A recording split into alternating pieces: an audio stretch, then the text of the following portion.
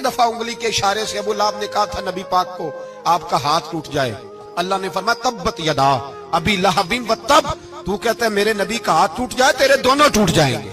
और सुनो अबू लहब का हाल क्या हो। अबू लहब का माना है अबू लहब शोलों का बाप, लहब शोलों वाला। क्या मतलब? अबू लहब इतना हसीनो जमील था कि उसके जो रुखसार थे शोलों की तरह चमका करते, इतना खूबसूरत था, लाल सुर्ख रंग था, खूबसूरत आदमी।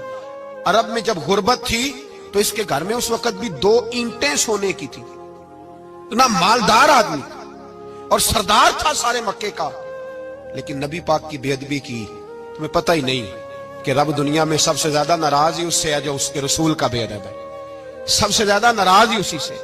अबू लहब ना गया बदर के मौके पर, डर गया, कहने लगा मैंने नहीं जाना, मक्के में रह गया। ना गया जिहाद के लिए, मुसलमानों के खिलाफ ना निकला। लोगों ने बड़ा इसको लान तान किया, लेकिन कहने लगा मेरे खर्चे पे 4-5 बंदे ले जाओ, मैं नहीं जाऊंगा। पीछे रह गया। लोग कहने लगे बच गया, लेकिन इसके जिस्म के अंदर ऐसी बीमारी निकली कि रेशे से भर गया सारा वजूद। रेशे। इसके बच्चों ने ले जाके अबू लहब को पीछे एक हवेली थी मक्के के बाहर, उसमें बंद कर दिया। चीखता था, चिल्लाता था, बंद कर दिया उसको ले जाके वहां पीछे।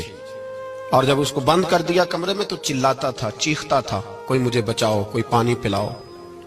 दरवाजा तोड़ के बाहर निकला तो चौक में मर गया अबू लहब। इतनी बदबू आती थी कि कोई करीब नहीं जाता था। चौक में लाश पड़ी थी। यह है मैयत किसी बेअदब की, मुंह दिखाने के काबिल नहीं। उनके दुश्मन पे लानत खुदा की, रहम पाने के काबिल नहीं है। चौक में लाश पड़ी है।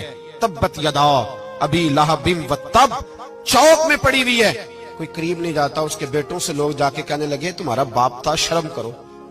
एक मुलाजिम को पैसे दिए उसके बेटे ने, कहा गड़ा खोदो और मेरे बाप को रस्सी के साथ पकड़ के उसमें फेंक दो। एक गड़ा खोदा मक्के की गली में और रस्सी के साथ पकड़कर, रस्सी के साथ बांध कर उसकी टांग को घसीट कर उस गड़े में डाल दिया, ऊपर से मिट्टी डाल दी, बदबू का वो ढेर बंद कर दिया। अबू लहब मक्के का सरदार था, पर जाने कहां मरदूद दफन है।